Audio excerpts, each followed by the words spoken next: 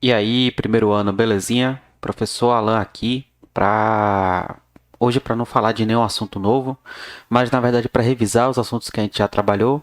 E assim, são assuntos bem introdutórios, bem iniciais de geografia, né? Coisas que vocês já viram bastante durante vários anos aí. Eu acho que quem está estudando, quem está acompanhando vai ter grandes dificuldades para ver essa revisão também, mas vale a pena prestar atenção na revisão porque todo conhecimento é importante.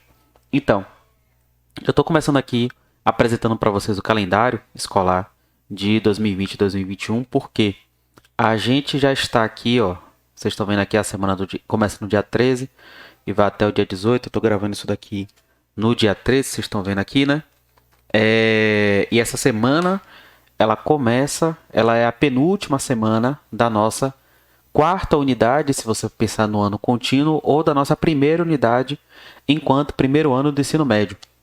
Então, essa semana eu vou fazer a revisão com vocês, vou passar orientações para que vocês façam a revisão, estudem todo o conteúdo, porque a última semana vai ser uma semana de provas, certo? A gente vai fazer uma semana de avaliações para averiguar a aprendizagem de vocês sobre esses conteúdos, tá ok?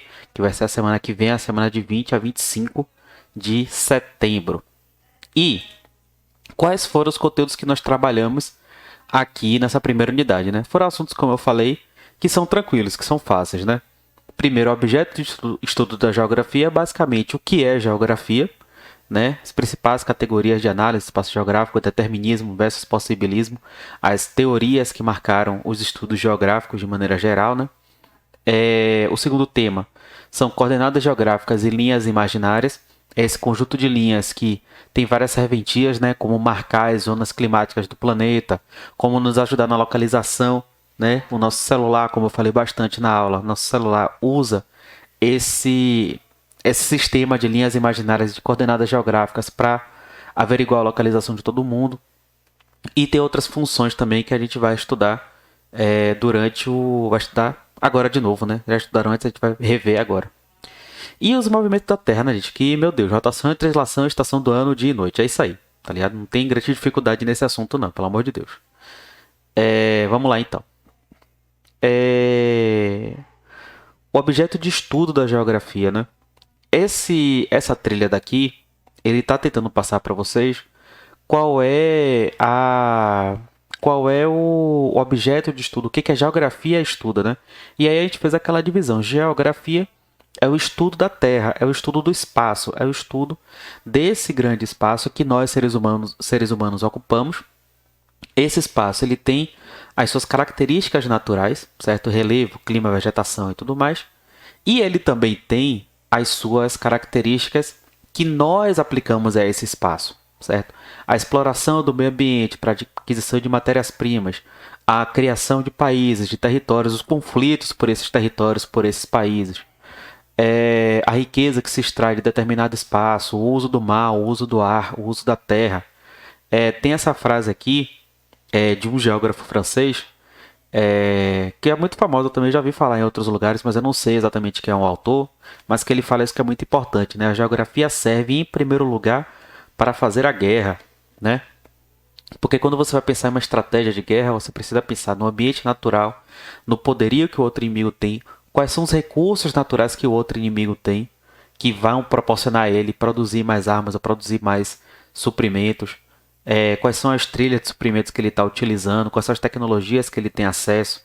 Tudo isso está relacionado com geografia, até mesmo a ideia de fazer a guerra, né? A gente já terminou o último ano de vocês estudando geopolítica. E geopolítica a gente viu que são essa parte da geografia que estuda as relações entre os países e essa relação entre os países ela acontece na maioria das vezes de forma diplomática, mas ela pode avançar, pode escalar para uma situação de guerra. Então, os conhecimentos da geografia são utilizados também para entender como a guerra começa, mas também para entender como se pode vencer uma guerra. Certo? Acho que é basicamente isso que o camarada, o geógrafo francês misterioso aí, está querendo falar com a gente, né? Então vamos tentar responder essas perguntas aqui da caixa, né? Você sabe como a geografia surgiu? Com qual finalidade os lugares começaram a ser observados, descritos e diferenciados? O objetivo era fazer a geografia surgir enquanto ciência? ou havia interesse de conhecimento e controle dos espaços ocupados por diferentes povos. É... Bom, a geografia é uma ciência que surge por volta do século XIX, certo? Mas a ideia de estudo dos espaços ela é muito mais antiga. Ela é algo comum em toda a ciência desde a antiguidade, porque o espaço é fundamental para o ser humano sobreviver. Então, compreender como a Terra funciona, como a natureza funciona, como é que a gente pode explorar melhor a natureza para garantir a nossa sobrevivência é algo que é comum aos estudiosos desde a época da Grécia Antiga, né? Desde a época das primeiras civilizações, certo? Que não só a Grécia Antiga, na Mesopotâmia, Egito vieram antes. Só que quando você chega no século XIX, você tem o interesse de aumentar a exploração da terra ao máximo e também aumentar o controle sobre essa terra e o controle sobre esses povos, que está muito ligado com o contexto do neocolonialismo, que a gente estudou no nono ano, né? Que é esse contexto de hegemonia europeia para aquisição de matérias-primas e venda de produtos industrializados no século XIX, né? O chamado imperialismo, que vocês vão ver com o professor Rodrigo de História. Então, então a geografia surge muito com esse objetivo, né? Como é que nós podemos compreender melhor o espaço para melhor controlá-lo? E compreender melhor o espaço, controlar o espaço, também significa controlar as pessoas que vivem nesse espaço. Então esse é o grande objetivo dessa geografia que surge a partir do século XIX. Aqui, nessas figuras, a gente tem alguns mapas e algumas representações da natureza, o que já comprovam que compreender o espaço era um conhecimento vital para as civilizações antigas também, não só para a nossa.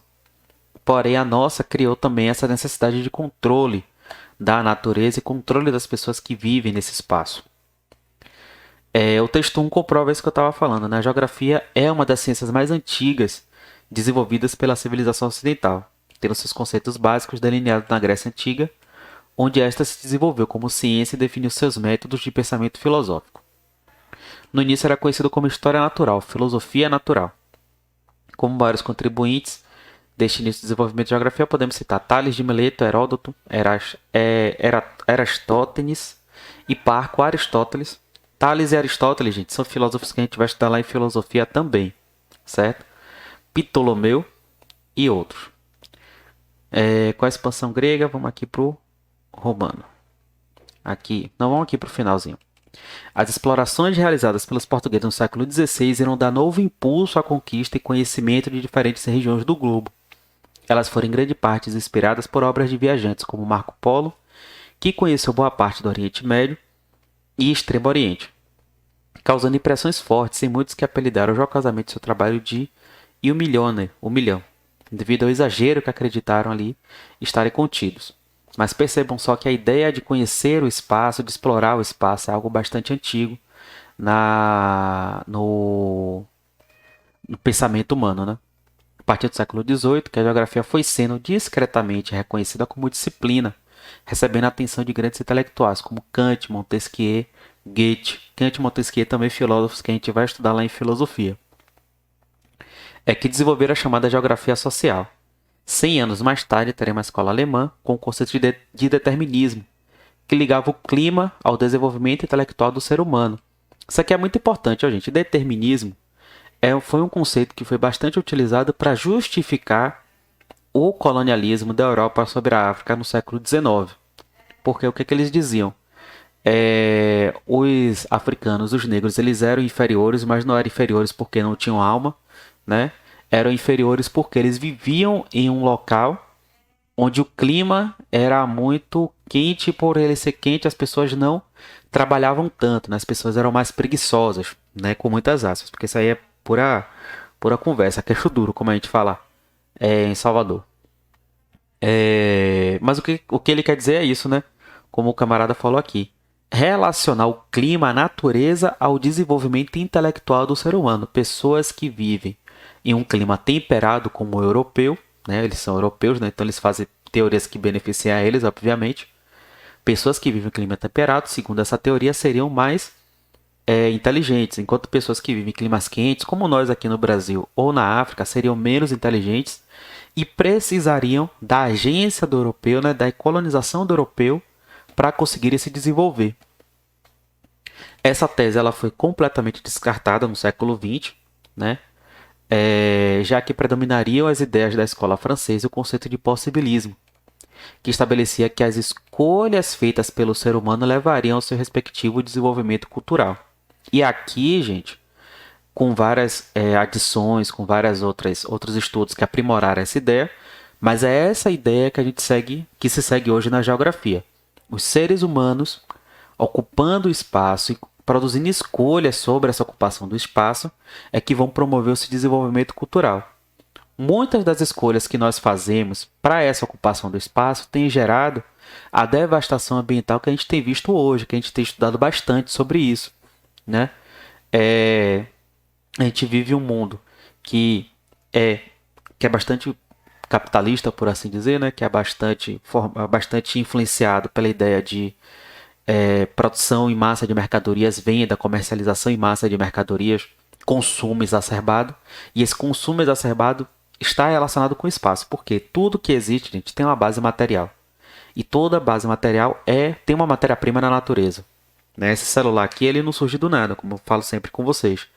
Ele é formado por um conjunto de minérios que foram todos eles extraídos da natureza. Isso é uma escolha de como lidar com o espaço. É disso que o possibilismo trata. E aí, a escolha de como lidar com o espaço também terá consequências. Né? Como eu já falei com vocês, né? A gente teve o caso das barragens da Vale, né? Que afetaram várias cidades aqui de Minas Gerais, que são efeitos desse trabalho com minérios. Né? Bom, é basicamente isso, né, que ele falou. Então, focar em duas informações aqui. Primeiro, essa ideia da origem da geografia. Né? O que é a geografia? A origem da geografia. E, como eu falei com vocês, enquanto eu estou falando aqui, eu vou tentar abrir o slide. Será que eu acho? Focar nesses dois pontos da geografia. Né? A geografia ela é tanto uma geografia humana, quanto também uma geografia física ou natural. Será que é essa daqui? Vamos ver. Tanto uma geografia humana quanto uma geografia física ou natural, ou seja, estudar o espaço natural e o espaço como ele é alterado pelo ser humano, certo? Vamos ver se é a semana 22. Não é a 22, deixa eu ver se é a 21.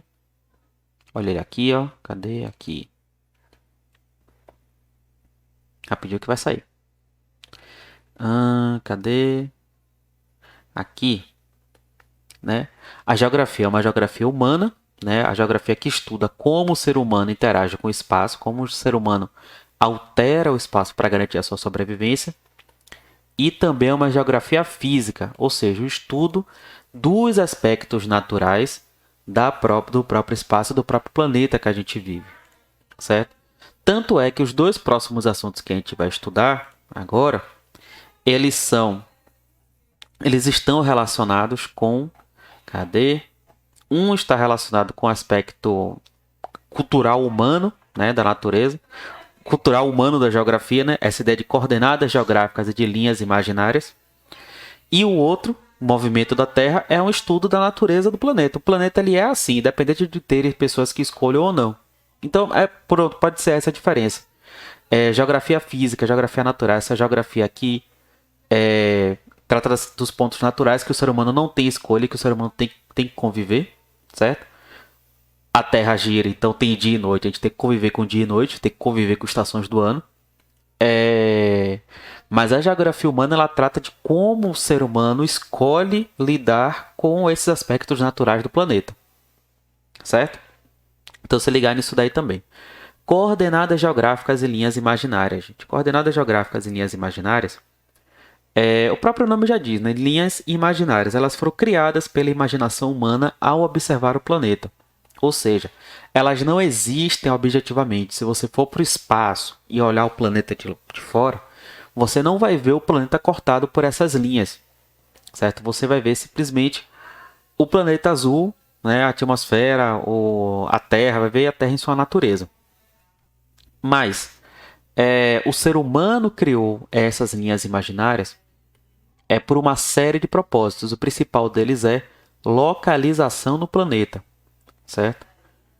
Por exemplo, o nosso planeta, eu vou pegar meu slide que ele está melhor do que esse negócio aqui. Não, vamos lá ler o caderno, depois eu passo para o slide.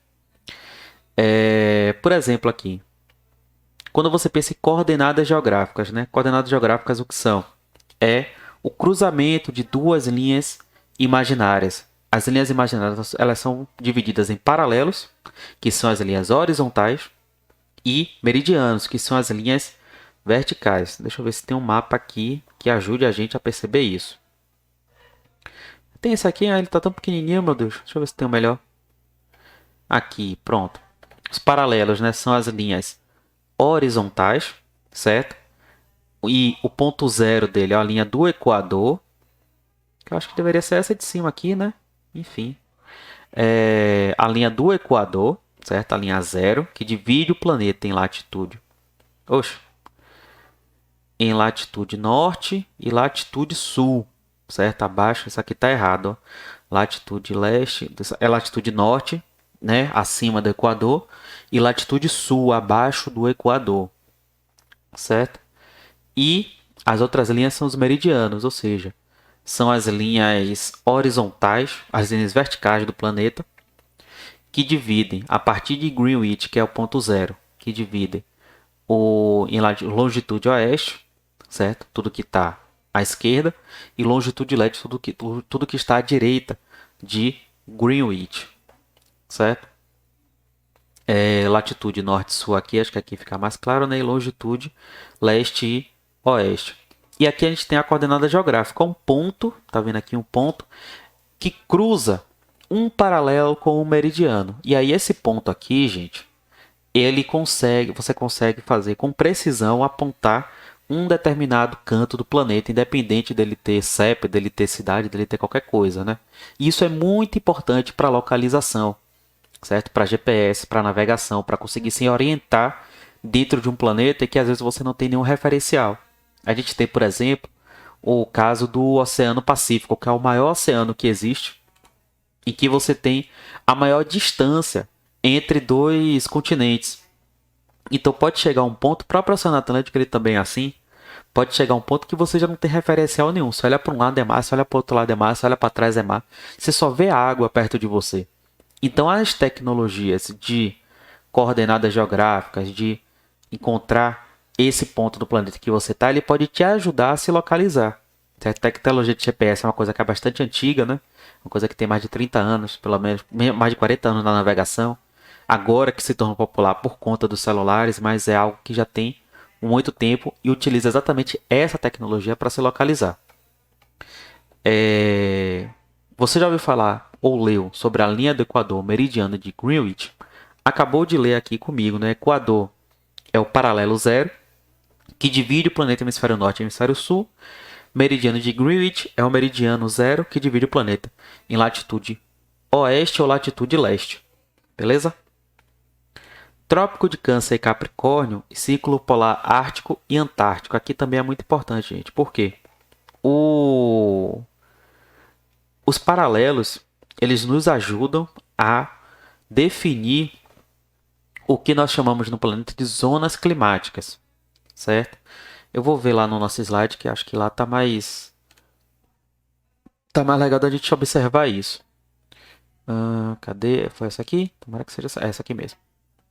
Aqui é as zonas climáticas do planeta, certo? A zona tropical, também chamada de zona tórrida. O tórrida aqui vem de quente, vem de uma região que recebe bastante calor, porque o ponto zero do planeta também é o ponto em que o planeta mais recebe luz solar durante o ano inteiro, certo? Por isso que ela é chamada de zona tropical. As zonas posteriores, né? Zona temperada do norte, zona temperada do sul, é essa zona que recebe um pouco menos de luz solar. Ela tem uma maior influência do relevo do oceano no seu clima e por isso elas são regiões que são mais frias que a zona tropical, mas ainda assim não são tão frias quanto a zona polar, que são as que estão no extremo do planeta e que são permanentemente congeladas. Quer dizer, agora, né, a gente já está vivendo um momento em que a Antártida, principalmente, tem sofrido bastante com o aquecimento global, então tem áreas que já não estão mais nem congeladas, infelizmente. Mas aqui a gente percebe que as zonas elas são divididos aqui. A zona do Equador está no ponto zero, vai do ponto zero até 23 graus norte e 23 graus sul, certo? Como ela está no meio, então você não tem uma zona tropical norte e zona tropical do sul, é uma só no meio. Entre 23 e 66, você tem a zona temperada do norte e a zona temperada do sul. E de 66 até 90, né, que é o último paralelo, aí você tem a zona polar do sul e a zona polar do norte. Beleza? Vamos ver, cadê? Aqui. Os meridianos, por sua vez, eu vou voltar para o meu slide, gente, que está bem melhor que esse. Deixa eu ver aqui se não tem alguma coisa. Eita, nós. Os meridianos, gente, por sua vez, eles marcam o que nós chamamos de coordenadas geográficas, certo? Aqui. Não, perdão, coordenadas geográficas é o cruzamento. Eles marcam o que nós chamamos de fusos horários, certo? Cada linha, cada 15 graus de um meridiano, cada 15 graus de uma linha dessa, marca um fuso horário diferente. Por quê? Isso aí a gente vai ver lá no assunto de movimentos da Terra. Cada 15 graus de movimento de rotação do planeta corresponde a 1 hora de um dia. Então, assim, quando essa parte do planeta ela começa a girar, isso quer dizer que ela levou 1 hora para girar. Então, por isso que você divide o planeta nessa divisão de 15 graus que vão gerar 360 graus, o número de meridianos no planeta. E cada área dessa vai formar uma área de tempo, uma time zone, como está escrito aqui, né? Uma zona temporal. Não quer dizer que você viaja no tempo, né? Quer dizer que cada área vai estar em um momento do dia diferente. E esse sistema nos ajuda a nos localizarmos dentro desses diferentes horários, né? Que é aquilo que a gente viu lá no momento da Terra. Quando uma parte do planeta está recebendo luz, a outra parte do planeta está escura. Então isso quer dizer que elas estão em horários opostos. E aí, à medida que ela vai girando, certo? A zona temporal dessa daqui continua, a de cá também continua, mas o dia vai passando, né? O de cá vai ficar escuro, o de cá vai ficar claro. Então, para que a gente possa se organizar, né? A gente vive um mundo globalizado, por exemplo, e a gente quer fazer um negócio que é dialogar com alguém do Japão, né? A gente teve agora as Olimpíadas, né? Eu falei bastante sobre isso, né? A gente teve vários jogos que foram de madrugada e a gente ficou assistindo, torcendo, mas virava à noite ou então acordava muito cedo para poder assistir, porque lá no Japão era 8 horas da noite. Mas a gente pôde se planejar porque a gente sabia qual horário iam ser os jogos lá e os jogos aqui, né? Se o jogo lá era 8 da noite, a gente sabia que aqui era 8 da manhã. Se o jogo lá era 3 da tarde, sabia que era 3 da madrugada aqui no Brasil. E que se eu fosse assistir isso, eu ia acordar no outro dia para ir para lá morrendo de sono. Mas enfim, né? Isso é que são os fusos horários, eles são marcados pelos meridianos. Beleza? Bom, é basicamente isso, né? Do segundo assunto. O terceiro assunto, gente, ele é bem tranquilo, gente. Não tem muita treta, não. Certo? O terceiro assunto, gente, são os movimentos da Terra. Movimentos da Terra a gente já sabe, né? São rotação e translação. Rotação é o movimento responsável pela dinâmica de dias e noites. É o movimento que a Terra faz em torno de si mesma, ou seja, ela mesma se move por conta da ação gravitacional do Sol e ela está se movendo em relação ao Sol, ou seja, o Sol está aqui e a Terra está girando todos os dias. A Terra não para de girar, certo? Vou botar aqui, ó, pronto. A Terra está girando aqui todos os dias, a Terra não para de girar, certo? E o grande efeito desse movimento de rotação para nós é a diferença dos dias e das noites, certo? E também, como eu falei ali com vocês, a diferença nos fusos horários nos vários pontos do planeta. Translação, por outro lado, ele vai marcar as estações do ano.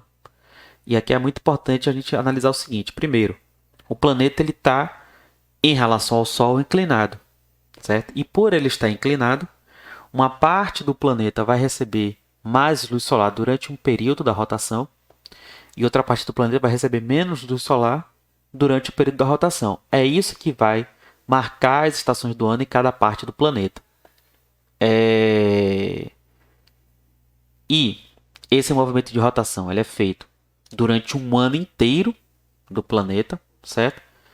A rotação acontece ao mesmo tempo que a translação, ou seja, o planeta fica girando em torno do Sol e girando em torno de si mesmo ao mesmo tempo, correto? E são nos solstícios que nós temos os verões e os invernos. Muito importante analisar o seguinte, ó. Por conta dessa inclinação do planeta, há uma diferença nas estações do ano, do hemisfério norte e do hemisfério sul. Ou seja, quando estamos em dezembro, solstício de dezembro, o inverno no hemisfério norte começa e no hemisfério sul começa o verão. Onde é que está o hemisfério sul, professor? Abaixo da linha do Equador. O norte, acima da linha do Equador. Certo?